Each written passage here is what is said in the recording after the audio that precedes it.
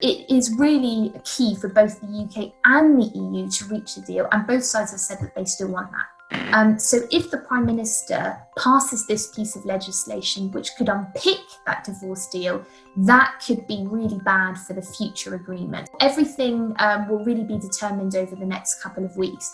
If the UK did leave the EU without a deal, that would sour relationships quite a lot. You could be looking at much longer checks along the borders.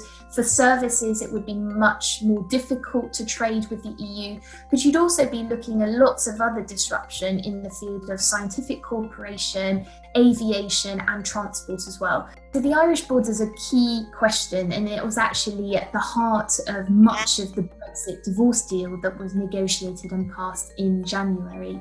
When the UK and the EU agreed their divorce deal, they looked at ways to prevent a hard border between Northern Ireland and the Republic of Ireland. There's a history of conflict along that border.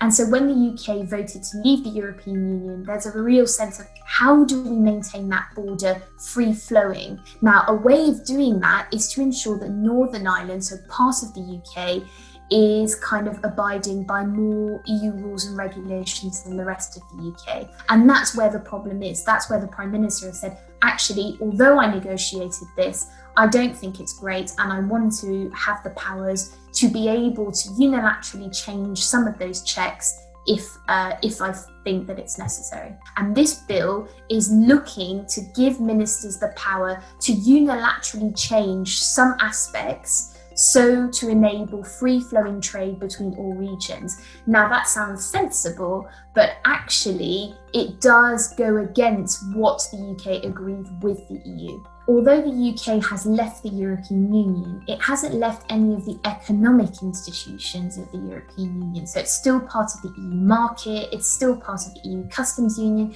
So actually the UK is trading with EU countries exactly the same way as it did when it was an EU country. That changes on the 1st of January 2021.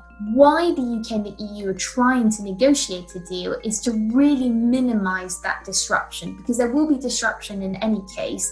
But if you have a deal, then the disruption will be much lower. Trust is quite low at the moment because it's the negotiation and both sides are looking at each other in the eye, not knowing who's going to move first. What happens over the next couple of weeks is going to be really important to determine how the UK and the EU cooperate in the future.